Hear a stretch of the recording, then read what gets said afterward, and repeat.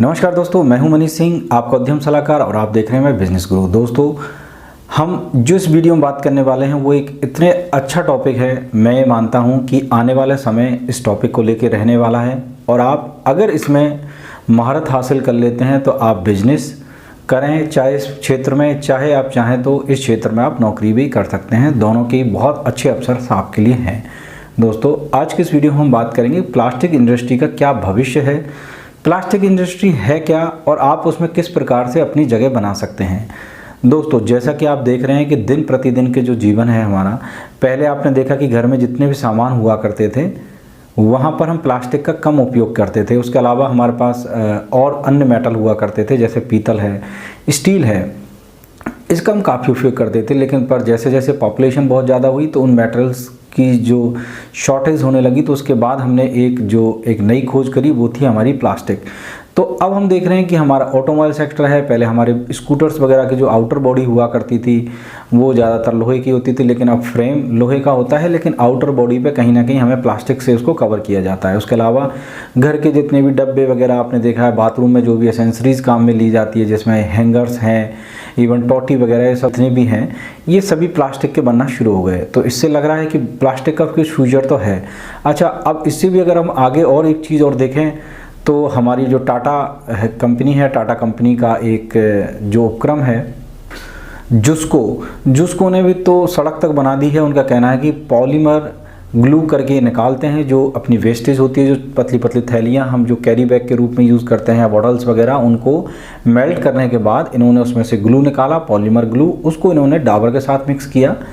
तो डाबर के साथ मिक्स करने के बाद उनका रिजल्ट है कि भाई जो नॉर्मली हम डाबर की सड़क यूज़ करते हैं उससे कहीं ज़्यादा बेहतर इसकी ड्यूरेबिलिटी है और अभी तक उसमें किसी प्रकार के कोई क्रैक्स वगैरह नहीं है। तो इससे समझा जा रहा है कि आने वाले समय में इसका और उपयोग बढ़ेगा। लेकिन दोस्तों, एक दूसरा इसका भयानक सच भी है प्लास्टिक का, वो ये है कि एक बार जब प्लास्टिक को हम छोड़ देते हैं, जिसका कोई यूज़ नहीं करना चाहते हैं, तो काफ़ी सारे जानवरों को, पर्यावरण को बहुत नुकसान पहुंचाता है। समुद्र में काफ़ी सारे जीव जंतु हर वर्ष इस प्लास्टिक की वजह से मारे जाते हैं। उसके अलावा आवारा पशु, गाय वगैरह आपने घूमते हुए देखा हो, जो प्लास्टिक खा जाती हैं, वो भी मर जाती हैं इसको प्लास्टिक को खाने के बाद। क्यों? क्योंकि प्लास्टिक जिस तरीके से बनता है, इस प्लास्टिक में जो केमिकल्स यूज़ हो रहे हैं, उसके बाद ये प्लास्टिक जो है लगभग 450 वर्ष बायोडिग्रेड होता है, यानी कि पूरी तरीके से ख़त्म हो सकता है 450 साल में। तो इससे आप अंदाज़ा लगा सकते हैं कि आज से पहले जो कभी भी प्लास्टिक बनी होगी सबसे पहले, वो शायद अभी तक गली ही नहीं है। तो अब इससे आप अंदाज़ा लगा सकते हैं कि प्लास्टिक की क्या पोजीशन है। दूसरा, चाइना कंट्री एक ऐसी सबसे ज़्यादा ओशियन के अंदर सबसे ज़्यादा ई वेस्ट, या जिसको मैं कहूँ प्लास्टिक वेस्ट, उसमें सबसे ज़्यादा डाला है, सबसे ज़्यादा पॉल्यूटेट कर रहे हैं हमारे ओशियन को। चलिए दोस्तों, अब ये तो रही बात इसके नुकसान की। उसी के साथ साथ सरकार ने भी एक मुहिम चलाई, वे प्लास्टिक के रिलेटेड जो प्लांट उनको बंद किया जाए। लेकिन दोस्तों, इस बात को आपको ध्यान रखना पड़ेगा कि जितने भी हम प्लास्टिक फैक्ट्रीज़ को बंद करने की बात कर रहे थे या प्लास्टिक के सामान को बंद करने की बात कर रहे थे, उसमें कहीं ना कहीं 50 माइक्रोन से नीचे जो सामान बनाते हैं, 50 माइक्रोन में मेनली आते हैं आपके पॉलीथीन, जितनी भी हम यूज़ करते हैं पैकिंग के तौर पे। उसके अलावा और इसके अंदर आता है डिस्पोजेबल ग्लासेस वगैरह। सिर्फ यही एक मोटा मोटा अगर मैं समझाऊँ जो हम डे टू डे की लाइफ में यूज़ करते हैं, वही सामान है। इसके अलावा अगर मैं बात करूँ कि जो हम हार्ड प्लास्टिक, जिसमें हमारी सिंटेक्स की टंकी हो गई, चेयर हो गई, हमारे सोफे सेट वगैरह आजकल जो प्लास्टिक में आ रहे हैं, ऑटोमोबाइल सेक्टर में जहाँ भी हम प्लास्टिक्स का यूज़ कर रहे हैं, वो प्लास्टिक बंद होने वाला नहीं है। और मैं मानता हूँ कि आने वाले 10 से 15 वर्ष, कम से कम 10 से 15 वर्ष, ये ज़्यादा भी हो सकते हैं, 10-15 वर्षों तक तो मुझे भी कोई सब्स्टिट्यूट नज़र नहीं आता प्लास्टिक का। तो प्लास्टिक में भविष्य बहुत अच्छा है, ऐसा मैं मानता हूँ। हम प्लास्टिक के जो यहाँ पर हम कैटेगरीज़ को बात करें या इसको वर्गीकरण करते हैं, तो प्लास्टिक मेन रूप से दो ही तरह का होता है। एक तो होता है थर्मो प्लास्टिक और दूसरा होता है थर्मोसेट प्लास्टिक। थर्मोप्लास्टिक क्या होता है? थर्मोप्लास्टिक जो होता है कि उसको हम बार बार यूज़ करते हैं, जो कि 50 माइक्रोन से नीचे है लगभग। आप समझने के लिए मानिए 50 माइक्रोन से नीचे है। जैसे कि हम पैकिंग का पेपर यूज़ किया, हमने कैरी बैग यूज़ किया, ये हमारा थर्मोप्लास्टिक आता है। दूसरा आता है थर्मोसेट प्लास्टिक। थर्मोसेट प्लास्टिक वो होता है, एक बार इसको मेल्ट करने के बाद किसी भी सांचे में इसको डाल दिया जाता है और सांचे में डालने के बाद ये सालों साल तक उसी में रहता है, जब तक कि इसको दोबारा मेल्ट ना किया जाए। तो हमारे गाड़ियों में, व्हीकल्स के अंदर, ऑटोमोबाइल सेक्टर के अंदर जो प्लास्टिक यूज़ होता है वो थर्मोसेट प्लास्टिक ही होता है। अब ये दो जो प्लास्टिक है, अब ऐसा है देखिए, इंसान को ज़रूरत पड़ने लगी, जैसे कि मैंने बताया कि पहले चीज़ें और दूसरे मटेरियल्स में बंधा करती थी, लेकिन जब हमारी ज़रूरतें बढ़ने लगी तो कहीं ना कहीं जो हमारे पास जो वर्जिन प्लास्टिक होता है जिसको हम ग्रेन्यूल्स बोलते हैं, मैंने दो तरह का आपको बताया प्लास्टिक, उस ग्रेन्यूल्स को हमने अपनी ज़रूरतों के हिसाब से सामान बनाना शुरू किया। देखिए मोटा मोटा हम कुछ भी सामान बनाते हैं तो इंजेक्शन मोल्डिंग मशीन होती है, जितना बड़ा हम प्रोडक्ट बनाएंगे उतनी बड़ी इंजेक्शन मोल्डिंग मशीन होगी और उतना ही बड़ा उसका मॉड्यूल होगा। जो मॉड्यूल यानी कि जो सांचा जिसके अंदर मेल्ट प्लास्टिक को डाला जाता है, और मेल्ट प्लास्टिक को जिस सांचे में आप डालना चाहते हैं उस सांचे में ढल जाती है। जब हमारी ज़रूरतें बढ़ी, चाहे वो हॉस्पिटल के क्षेत्र में मैं बात करूं, घर के क्षेत्र में बात करूं, ऑटोमोबाइल सेक्टर के क्षेत्र में बात करूं, तो हर जगह पर हम एक ही प्लास्टिक यूज़ नहीं कर सकते। इस प्लास्टिक के और भी इन्होंने कैटेगरीज तैयार करी, ज़रूरत के हिसाब से उनमें कुछ ना कुछ ऐड ऑन करना शुरू किया। वो केमिकल्स की शेप में थे या कुछ और इंग्रेडिएंट्स टाइप के इन्होंने मिक्स करना उसमें शुरू किया, जो प्लास्टिक की थिकनेस, लाइफ और उन सबको उन्होंने डिफाइन करना शुरू कर दिया। तो इस तरीके से अगर मैं देखूं तो मोटे तौर पे हमारे पास 6 तरह के प्लास्टिक और हैं। पॉलीथीन ट्रिपलेट जिसको हम PET के नाम से भी जानते हैं, उसके अलावा आता हाई डेंसिटी प्लास्टिक, और उसके अलावा लो डेंसिटी प्लास्टिक, पॉलीप्रोपिलीन और पॉलीस्ट्रीन प्लास्टिक के टाइप हुए।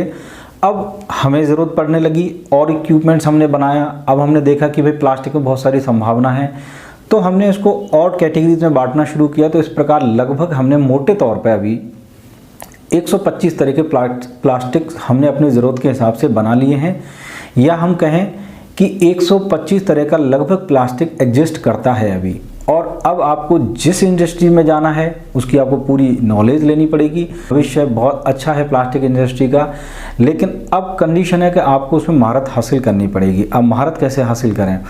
एक समय था, आपने हेयर कट कराने वाले कुछ देखे होंगे, बहुत ट्रेडिशनल हुआ करते थे लोग, पेड़ के नीचे भी बाल काटा करते थे। जब उन्होंने डिग्री प्राप्त कर ली, ज्ञान प्राप्त कर लिया, तो वो बन गए सैलून वाले।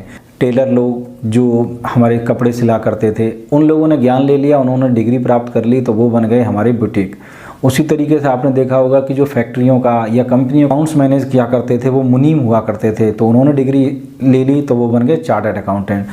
तो उसी तरीके से अगर प्लास्टिक इंडस्ट्री में आपको भविष्य बनाना है तो काफ़ी सारे इंस्टीट्यूट्स और कॉलेजेस हैं जो कि आपको डिग्री और डिप्लोमा कोर्सेज देते हैं। जैसे कि आप सिंपली BA, BCom या BTech करते हैं तो उस तरह की डिग्री भी आपको देते हैं। उसमें सबसे पहला जो नाम आता है वो IIT दिल्ली का है। IIT दिल्ली IIT कॉलेज है, तो यहाँ एडमिशन लेने की प्रक्रिया बहुत स्टैंडर्ड है।